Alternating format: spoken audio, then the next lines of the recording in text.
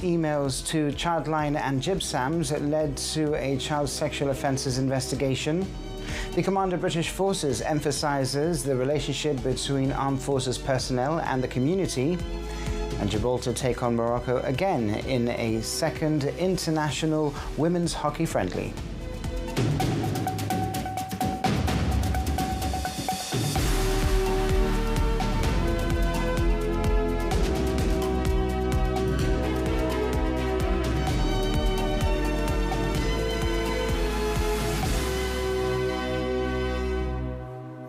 Good evening. A local man has been sentenced to 7 years and 8 months in prison after pleading guilty to charges arising from a serious incident on Christmas Eve 2023.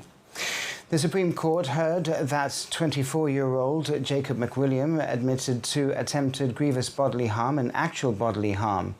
In addition to the sentence, the court imposed a restraining order to protect the victim.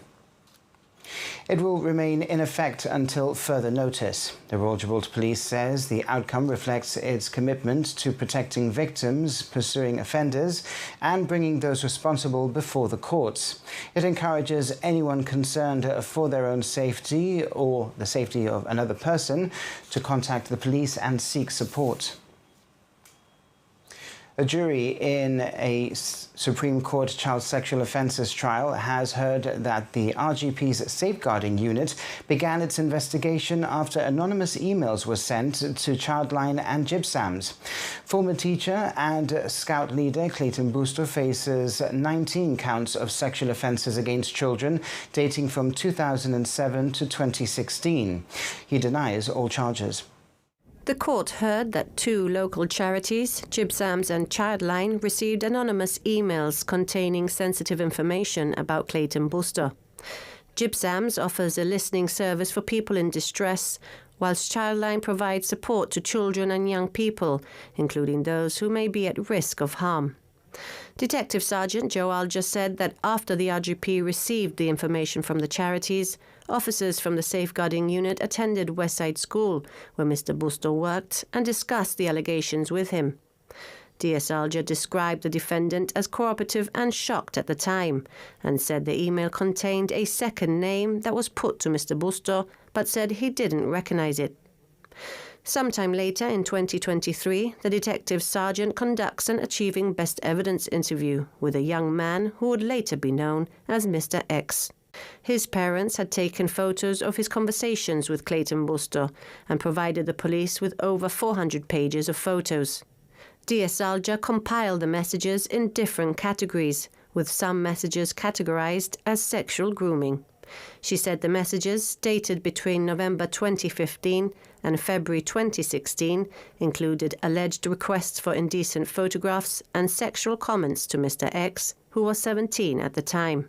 Under cross-examination, Chris Marsh-Finch suggested that messages between people of different sexual preferences could involve sexual content. DS Alger agreed, but said what was not acceptable was when one person was messaging a child, particularly where the adult was in a position of trust. Mr. Marsh-Finch also raised the possibility of collusion, but DS Alger said there was no information to suggest the complainants had spoken to each other or shared information. The Crown is expected to close its case tomorrow before the defence begins calling witnesses. Policyholders with a Gibraltar-based insurance company that collapsed 6 years ago may finally be reimbursed in early 2027. Claimants are now being urged to register claims before the deadline in December. Elite Insurance was established in Gibraltar in 2004 and at its peak held around 900,000 policies across Europe, covering everything from motor and pet insurance to legal expenses and construction. The company was placed into administration by the Supreme Court in December 2019. Now, after years of winding down, a court-supervised process has been put in place to assess and distribute remaining funds to creditors. Details on how to claim are available on the PwC website. Spain's Vox Party has launched a fresh challenge to the Gibraltar Treaty ahead of the European Union's ratification process. The move underlines ongoing political opposition to the deal from Spain's right wing, despite it remaining on course for consideration by the European Parliament. A Spanish MEP has challenged the ratification process for the Gibraltar Treaty, arguing that Spain's parliament has not approved the agreement. Jorge Buxade of the Vox Party has asked the European Commission in written questions whether the EU can proceed without approval from Spain's national parliament. The move highlights continuing opposition to the agreement in some sectors of Spanish politics. However, the treaty remains on course after EU member states approved its text in April, with the European Parliament expected to consider it next.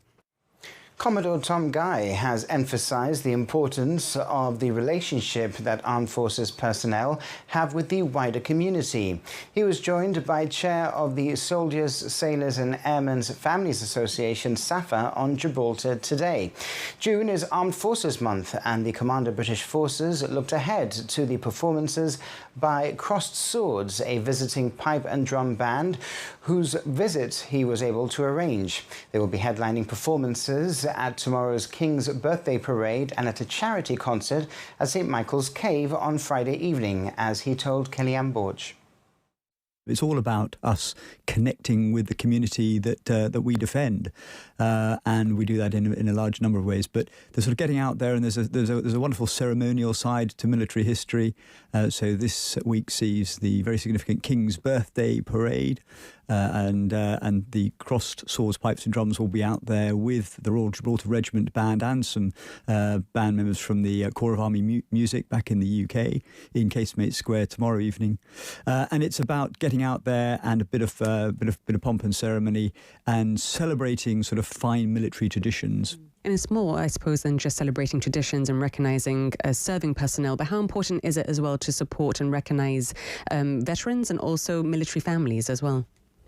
No, absolutely, and we look at it as sort of a whole community. We've got those who are currently serving in uniform. We've got those who are not in uniform but very much part of the organisation and without which we couldn't do our business. Then, of course, we've got our families without which we couldn't serve. And then there are those who have served before, and it's really, really important that we continue to connect with them and recognise that service. SAFA is the longest standing military charity around. It's been there for serving members, their families, for many, many years, and we continue to be there. It's that place where people know that they can come for support, whether financial, emotional, practical assistance, whenever they need it. And there's many people on the Rock that use our service. There's many people along the Costas that use our service, particularly the veterans. And I think Friday's event is about entertainment. It's about bringing that community together, and that's really important to us. We always want to bring those communities together. We want spaces where people feel that they can reconnect, and speaking to a veteran just last week at our coffee morning, it's so important for them to feel like they've got that space to connect with something they've been part of for much of their lives. The Crossed Swords, Pipes and Drums, they've built an international reputation. It's led by Pipe Major David Johnston, and one of the most experienced pipe band leaders in mainland Europe, I believe. So how did Gibraltar secure a visit from such a high caliber group?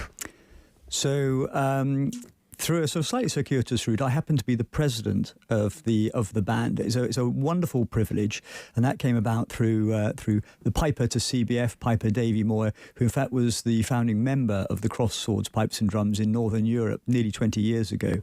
They were the first non-British Army band to be authorised to, or be invited rather, to take part in the Edinburgh Military Tattoo, and I was very privileged to go up to Edinburgh and see them in action last summer. And then from that came the idea of, Gibraltar loves that sort of military parade, and the week of the King's Birthday Parade seemed like the ideal opportunity to get them down here to be a part of that. And the Crossed Swords, Pipes and Drums will be providing some music in advance of the proper parade from 6:15 onwards in Casemate Square on Thursday evening. And GBC Television will broadcast the King's Birthday Parade live tomorrow. Family memories. And how will you be enjoying the start of the World Cup tomorrow? We'll be back in a few minutes.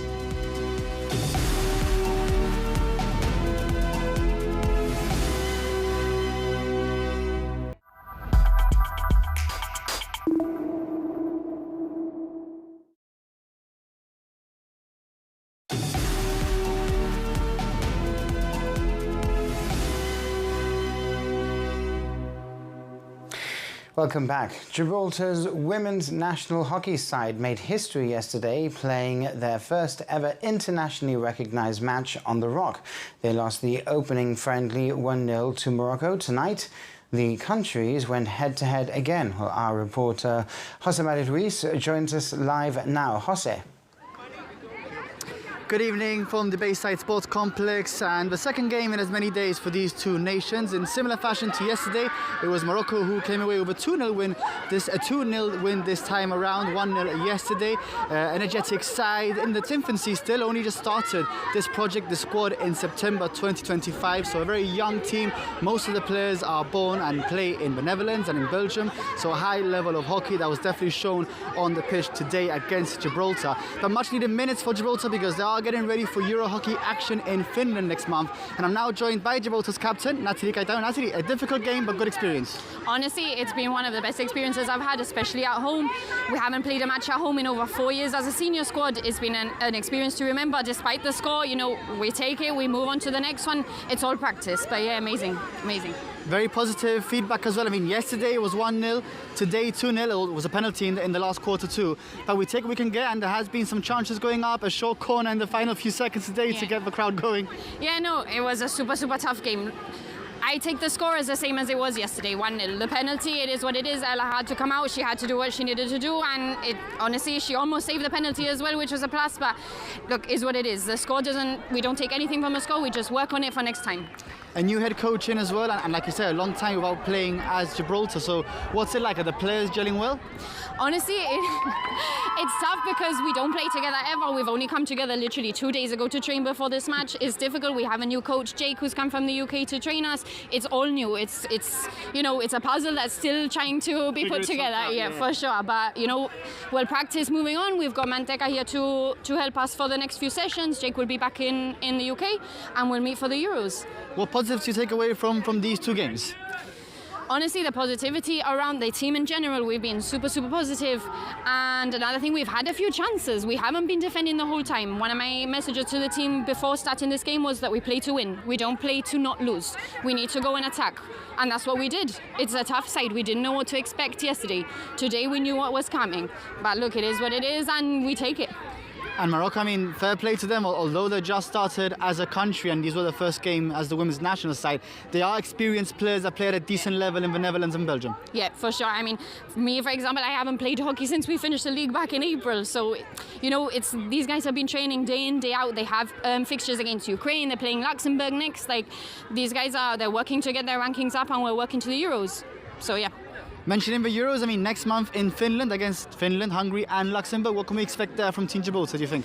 Honestly, it's going to be tough. I think the fixtures that we have an advantage on definitely is Luxembourg and Finland. Finland, I don't think are ranked, and Luxembourg are probably similar level to us.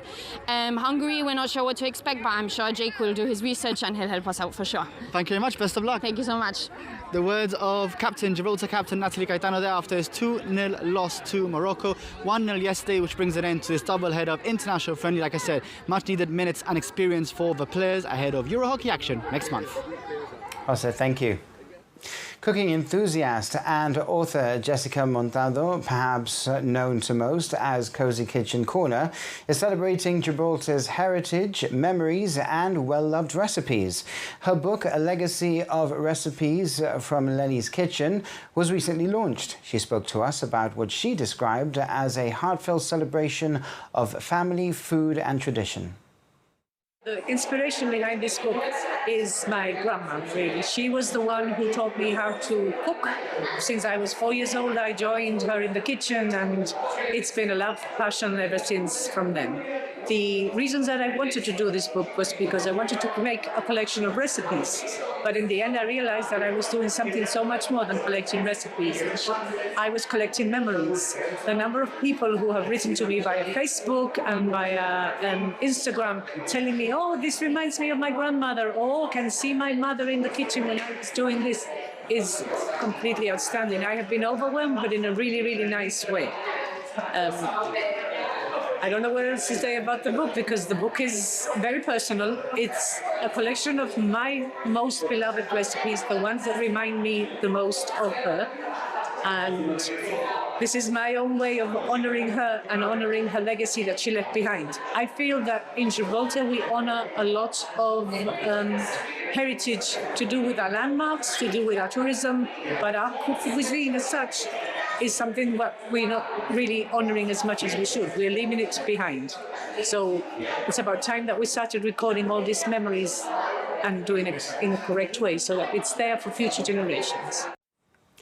The Health Authority is supporting World Prostate Cancer Day tomorrow by offering PSA blood tests at the Piazza for men aged 50 and over. The GHA's mobile health unit will be on site from 9 a.m. until 1 p.m. in partnership with Prostate Cancer Gibraltar, whose representatives will also be on hand to provide information and raise awareness. The initiative aims to encourage early detection of prostate cancer, with health officials and the charities stressing that a simple blood test can save lives and urging men above 50 to take the important first step. 2 local charities have received £4,000 following fundraising efforts from the recent Sir Mo Farah charity run. It was organised by Cultural Services and the Sports and Leisure Authority. The Gibraltar Community Association and Research into Childhood Cancer received £2,000 each. This would be very grateful to help sponsor patients going abroad when they find themselves in financial difficulties, and this will help them while their illness gets onto them. 2,000 wonderful contribution. It goes such a long way, and we're so grateful towards the GSLA and the Department of Culture for deciding to contribute £2,000 to research. This goes directly towards our team in Great Ormond Street Hospital and University College London, who have for years been developing groundbreaking and progress and delivering on these wonderful achievements. Host nation Mexico and South Africa will be the first countries to play at the FIFA World Cup 2026. It will take place at the historic Mexico City Stadium, Estadio Azteca, in Mexico City at 9 tomorrow. But tonight, we're not talking about who you'll be supporting, but rather what you'll be snacking on as you watch. Christine Vasquez hit the sports bars to find out. 3 countries, 16 cities, 48 teams, and 104 games. We're gearing up for the World Cup, and many of us will be rooting for England. But just how British are we when it comes to the snacks we'll enjoy with a beer? More than 3/4, 76% of beer drinkers say pork scratchings improve their overall enjoyment. Texture, crunch and saltiness all form part of the attributes required for the pairing. More than half, 58%, also feel pork scratchings improve the flavour of beer, while 65% said they make the drink more refreshing, and 62% said they improve how well they quench your thirst. We do have to declare that the research was carried out by a pork scratchings manufacturer, but the findings were confirmed through a real pub-based taste test. This found beer scored 21% higher when paired with pork scratchings and was rated 17% more refreshing. Drinkers were also 4 times more likely to rate the beer 9 or 10 out of 10 when paired with pork scratchings. So what's Jib's favourite to win? Is it the pork scratchings, traditional crisps, peanuts, or churruca? That's fried corn for the uninitiated. For me, I think it'd be pork scratchings. Mates and I sometimes share a bag. So. Snack would be chili peanuts. Would be anything, torta de batata. You know, it's a very local thing. I'll have some freshly fried chips. Probably Doritos. Omelette, chips, something like that. Yeah, meat crisps, for sure. Pork scratchings. It must be pork scratchings.